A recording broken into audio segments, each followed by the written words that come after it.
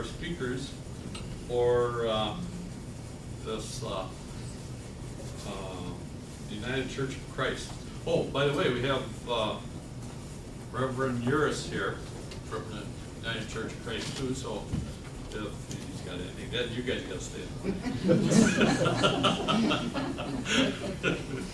So we're happy you could come down. So we have Millie Whiting, Doris Waldman, is Doris here?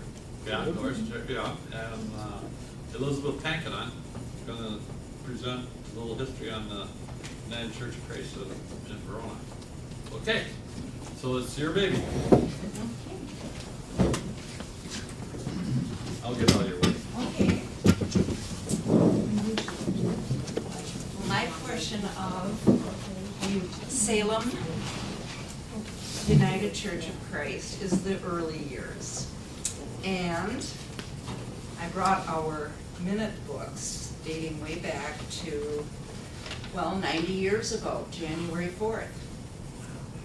Salem United Church was organized 90 years ago. The first annual meeting of Salem, it was called Salem Reformed Congregation, was held in the church, then owned by the Methodists. The church was named Salem Reformed Church of Verona, Wisconsin. It was resolved that there would be 2 elders and 3 deacons. It was also resolved that women, as well as men, shall have the right to vote at annual meetings. It was resolved that the annual meetings be held in January instead of December. Salem means peace. It's the same as in Hebrew shalom. Bert Andrea and Sam Meyer were elected as the elders.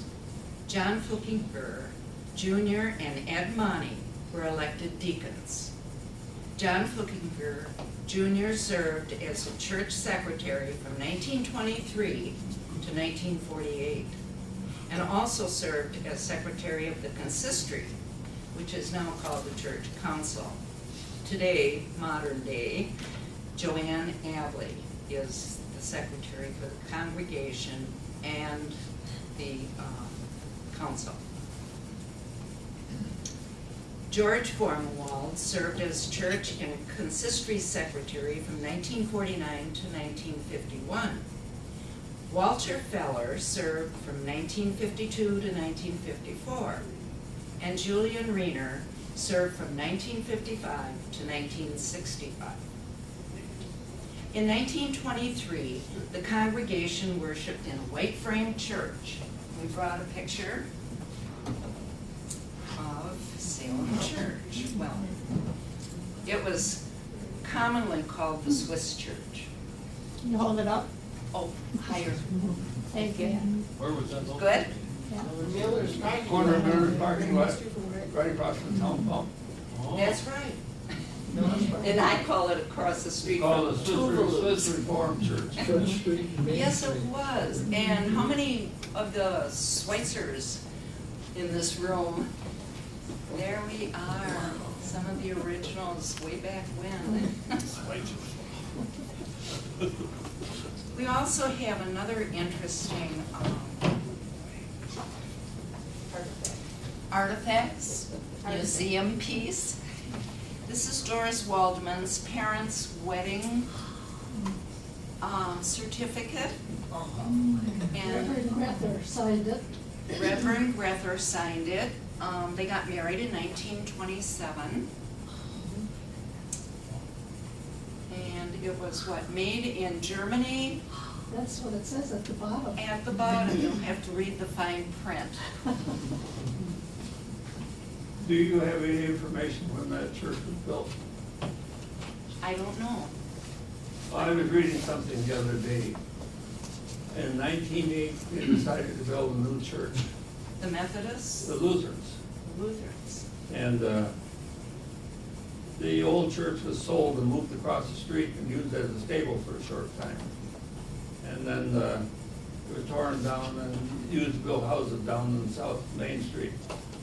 Most people here don't realize that Verona was south of the tracks. The big part of Verona was south of the tracks originally, especially down towards Badger, down towards Carnes, which is Badger Mill. That's where the original mill was, so that's, a big part of Verona was down in that. And my grandfather and my uncle were the two guys that bought the church and moved it. And then they tore it down, used it to build houses down on South Main. Well, the white church was shared with the Methodists. It was owned by the Methodists. And the services for the Swiss people, or the original Salem people, was held every other Sunday afternoon. Reverend George Grether, the pastor of Swingley Reformed Church in Mount Vernon, served both congregations, Mount Vernon and Verona. In 1924, with the help of the denomination, the two churches purchased a parsonage in Verona for $7,000. It's currently located on the corner of Marietta Street and Verona Avenue.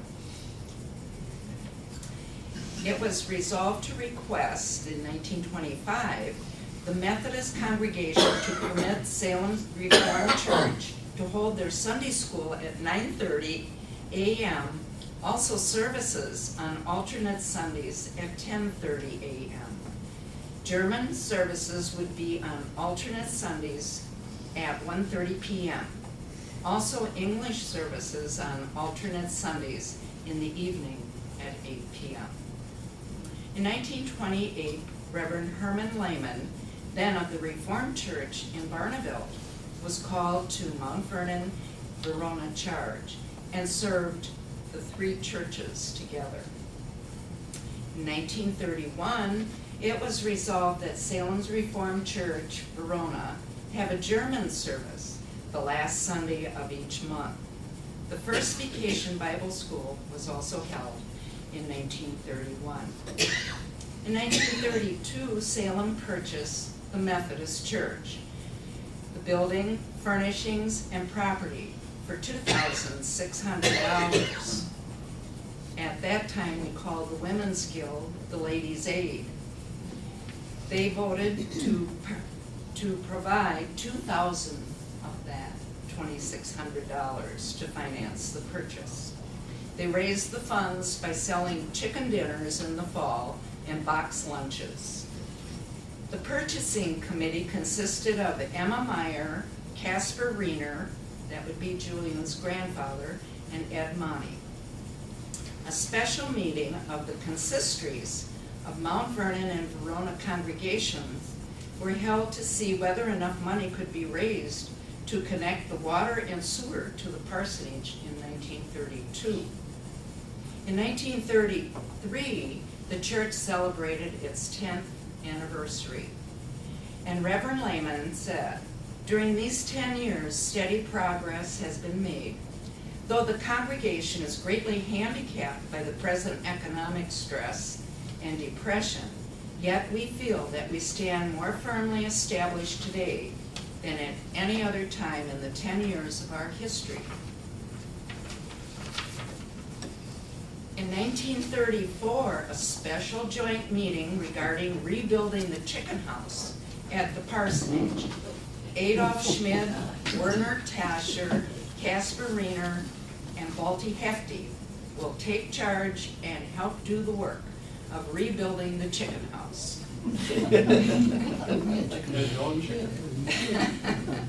It was also resolved to make a special effort to get together some money for the minister's salary as soon as possible. Money has been coming in slow.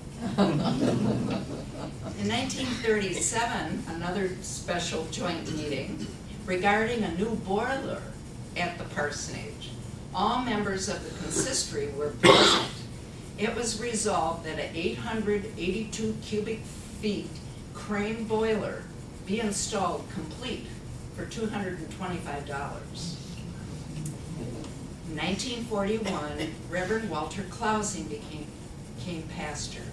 Salem's Reformed Church voted in favor of merging the Evangelical Synod, and the church became known as Salem Evangelical and Reformed Church. And again, many people in Verona simply called it the Swiss Church. In 1948, Salem voted to support the evangelical and Reformed churches' conversations with the congregational Christian churches toward a possible merger. The actual merger took place in 1957 to form Salem United Church of Christ, Verona. In 1951, Reverend Dr. Zane Pouts becomes pastor. And I am going to start closing because it would take another whole historical group just to explain this energetic and colorful person.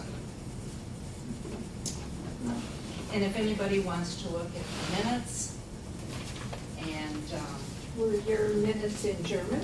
they were in English, In English? yes, beautifully written. Except when I was secretary, I couldn't write too good.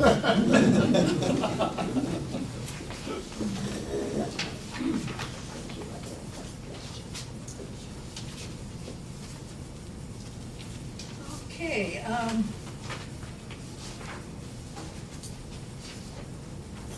well, I guess you mentioned the fact that my mother, Lena Eberhardt, and my father, Rudy Woodrich, were married by Reverend Grether, our first minister of our church, in 1927, and I was baptized by Reverend Grether also in 1927.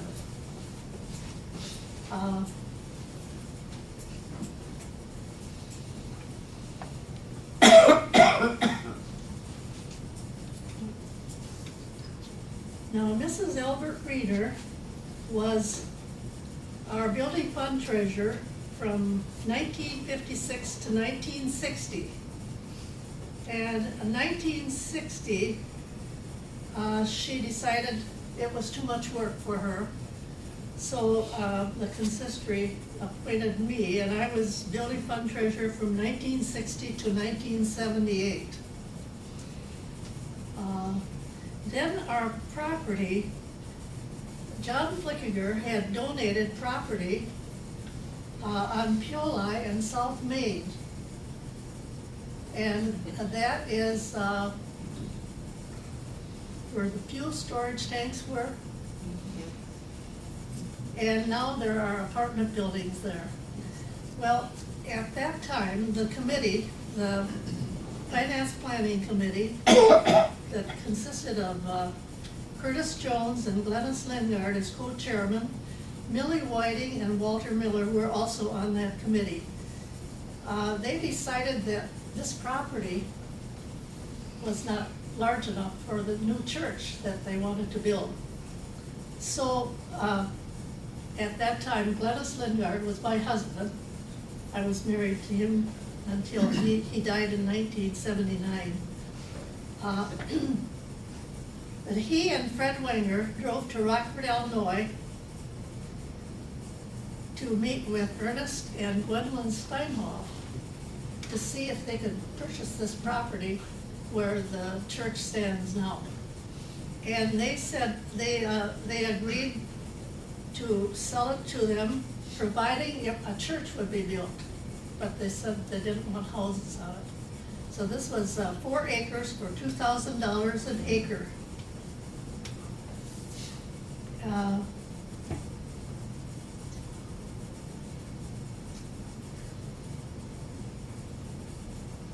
Then, at that time, we decided that we were going to have a loyalty banquet to raise money for building the new church. There were 225 members that attended. We had 300 members at that time. 225 attended the dinner. And it was held at the high school. And at that time, John Flickiger presented the church with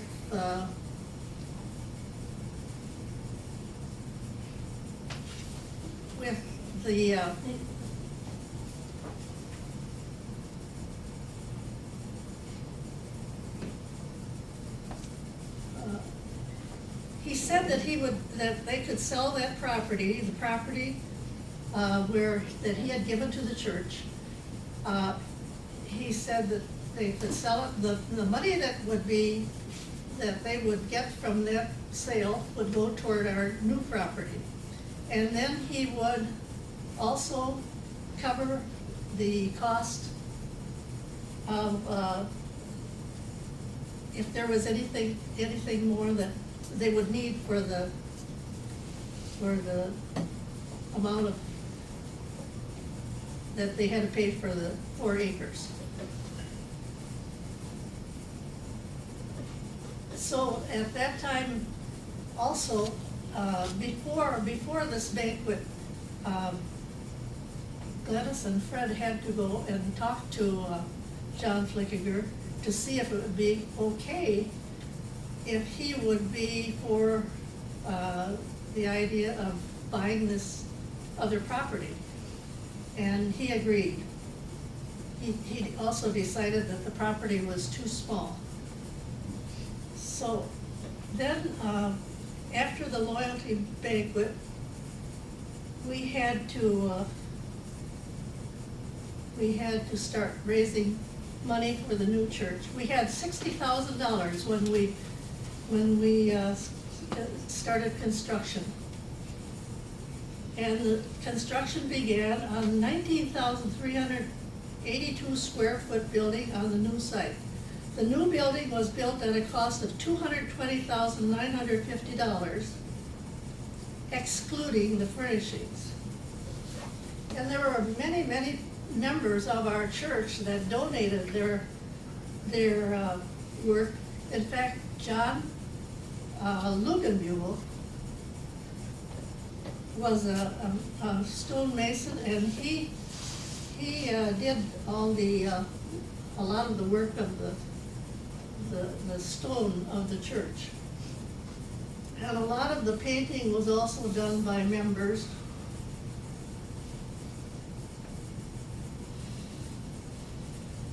On April 11th, the first church was held in the new building, and the dedication service was held on Sunday, June 20th, 1965. I guess that's it. Very Okay, I'm gonna bring up the rear here. And in November of 2009, our congregation felt that we needed to expand or do some improvements. And we needed additional space and some updating of equipment. So our new addition was dedicated May 5th in 2011. The building was extended to the east with 2 stories. And the first floor, we added the minister's office, associate office, storage room, the secretary's office, and a conference room. All these were down the basement before. And we also installed a 3-floor elevator, additional restrooms, a canopy at the north entrance.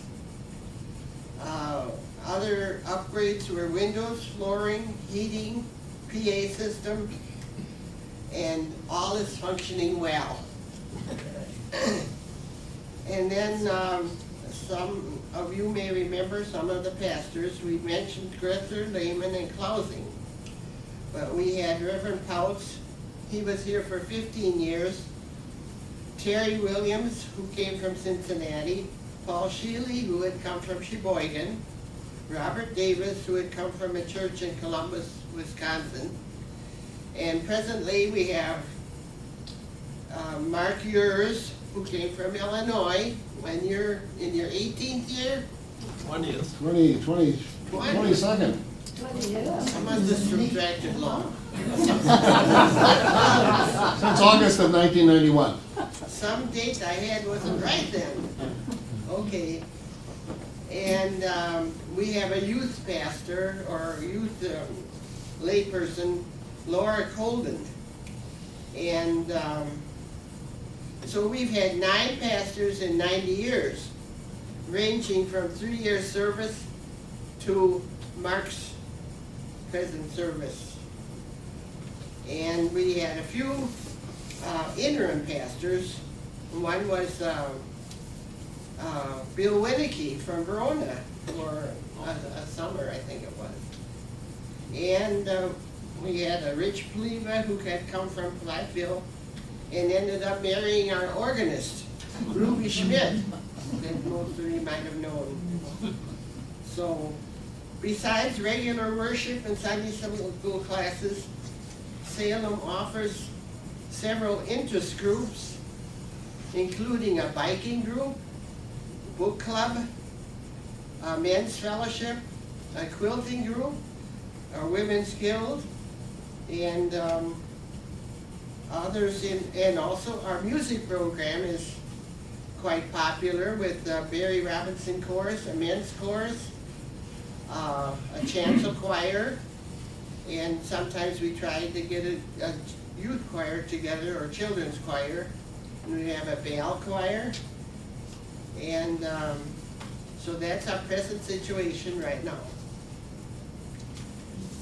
How many, you had that old church here, Billy?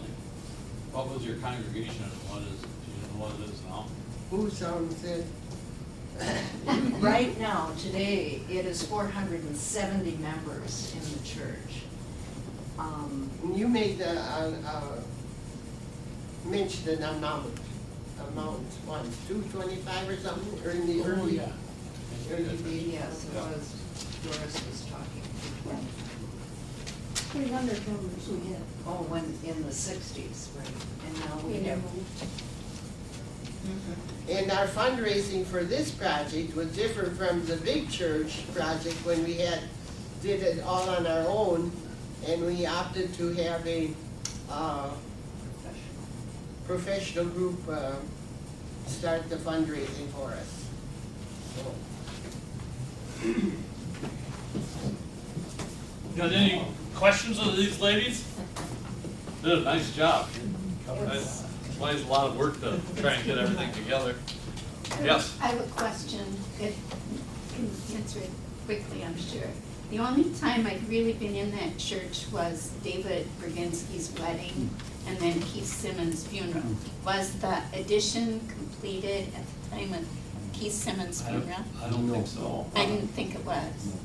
Okay, that was, thanks. How many that are here now are members there? Good.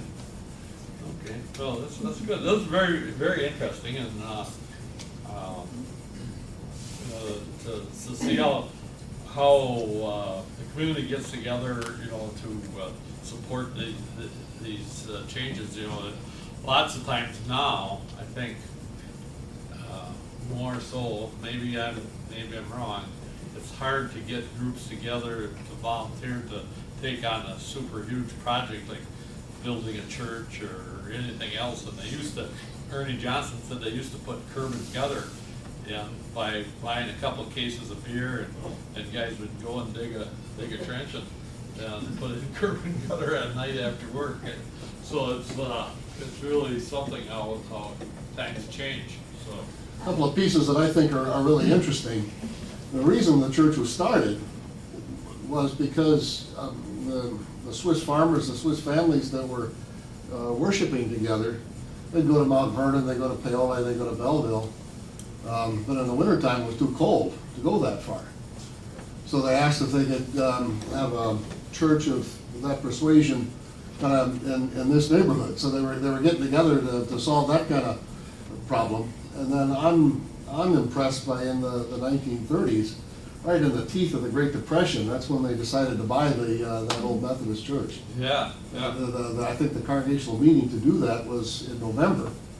And so that's looking in the face of the Depression, Plus Christmas is right around the corner, but still they decided to Yeah. spend this money, so I'm Yeah. pretty proud of them for that. Yeah, that's a real testimony to your faith, I guess, of dedication to the cause. Uh, Yes, Maybe you know, you shared the church with the Methodist. Right. And did that congregation gradually die out or get smaller? Do you have Well, any when they idea? sold the church, they left, They just, left. I wondered, because that one was 75 years old almost, that church. So I was surprised that it just, and my other question was, could you tell us a little bit about Dr. Pultz's colorful Oh, we have, tenure here? I think everybody would have a wonderful story about Dr. Pouts. And he is currently in a nursing home. They lived in Milton. He also was a musician, and he would put on concerts, and he was the choir director, the pastor. He also was a pastor in Mount Vernon, Verona, and he would switch the hours, like we would have early service, then Mount Vernon would have late. And Mount Vernon congregation would be sitting and waiting because his sermons tended to be quite long. And when Verona had him for the late service, he would come flying in. He had kind of long hair, and his tie would be askew. He was putting on his robe and running down the center aisle. For choir, he left the pulpit, came through the basement. Oh, yes. And up the choir. Yes. Yes, he would leave the pulpit, go down to the basement, and then come all the way up to direct the choir. So many, many stories. I had confirmation with him, and we could get him way off the subject. And he loved Albert Schweitzer, and he was in every sermon. And he was just a fun, energetic man, and he was very instrumental in building the new church. And you know, Reverend Lehman had 3 churches, Barterville, Yes. So did Clausing. Mount Vernon, and Verona. So did Reverend Clausing at that time, had the 3 churches. Yeah. wonder what time did they start in the morning to hit all three? No, they, No. Some had afternoon I service. think Barnville was afternoon. Yes. Yeah, quite a bit. But you talk about Pouts talking too long. I don't know if some of you around here knew Doc Beach. He was a retired professor out of university, lived over in Pittsburgh. He come to church, you remember these old timers always wore a vest with a chain across here with a watch? Well, he sat up quite close in front. When Pouts started getting overtime, he pulled that watch out. Never happens today. Never happens. Because they don't wear those chained watches anymore. That happened to me one time. I did that, and down Pule, I and Father Nicholas. At the time, he caught me looking at my watch, and the rest of the sermon went on about people that didn't have enough time. I know I wasn't too popular. The Pure Line Church was Methodist too before that was taken over by the Swiss Reformed down there. I heard, I think it was. Oh, yeah. Which church? Huh? Which church? The one in Pure Line, or it's Oh. UCC now. Okay. Yeah, it's on the south side of Yeah. 169. Yeah, that, I'm sure, they always said that was a Methodist church too. And that was one that the Swiss kind of took over. That was the first one around here for the Swiss to start, the Swiss Reformed around here. Otherwise, New Glarus was the closest. And that, yeah, that was way back in about 1910 or 11. Then Mount Vernon started soon after that. And then, of course, Rome after that. So then you had, I don't know when Belleville started, but that must not have been going then yet, because when Grandpa moved out on the farm in 1901 there, New Glarus was the closest one. And then they, the oldest daughter, Aunt Katie, was time to go to confirmation, so she went to New Glarus. But then the boys come along, when they were farming, they didn't have time to go way down to Blair State Digs off to a confirmation. Then there was this Scotch Presbyterian Church. It's right on where Pelletari's driveway goes in, there's a Locust Drive there, Yeah. Locust Group. There was a Scotch Presbyterian Church. See, that was all Scotch west of growing out there years ago when Grandpa grew. One was Stewart's. I have pictures of that church.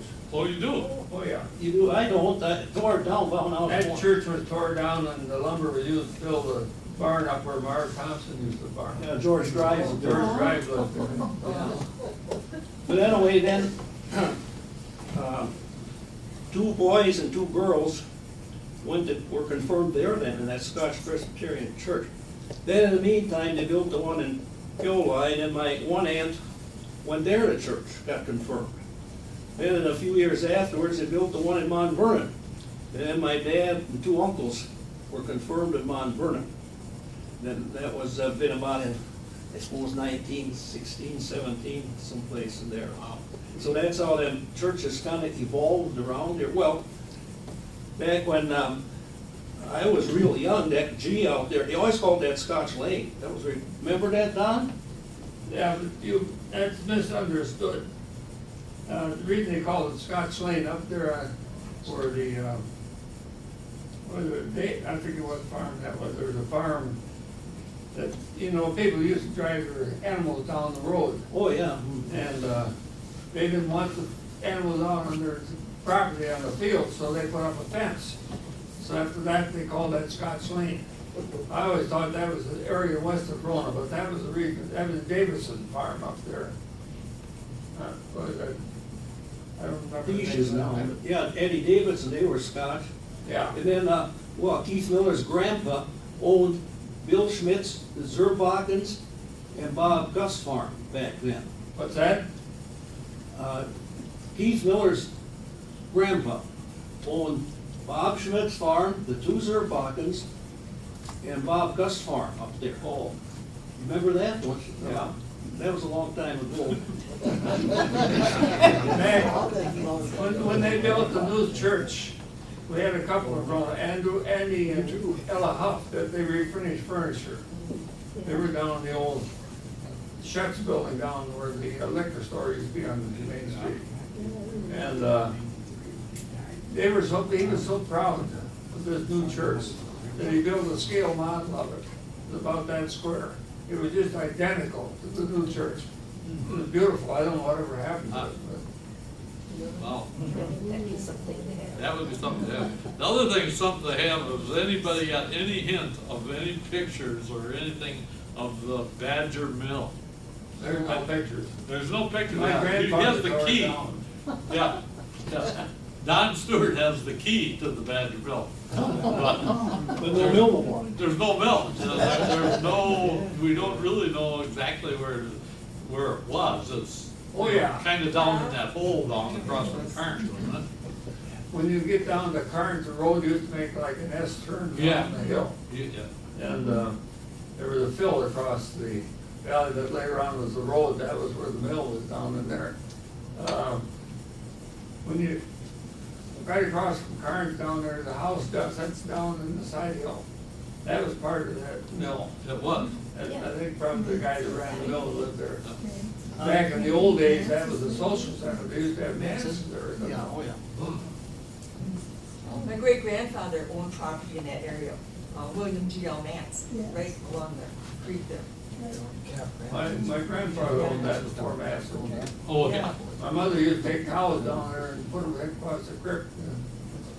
And then after when she was a girl, she'd drive the cows down there to feed them and pasture. Is there any idea when the mill actually was tore down or whatever they did down, burned it down or whatever they did? I think it was built about 1845. I'd love to see one more. So there was photographs, or, maybe, but there, nobody has any record of it. It'd be kind of neat to get that. Anybody has any idea? So you don't know when it was torn down? About?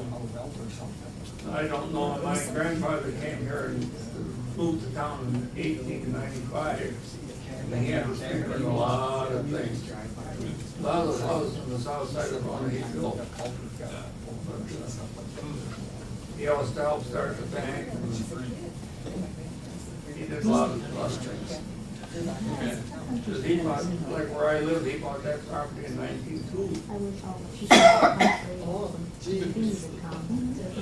Okay. Well, anything else on Salem Church? Okay.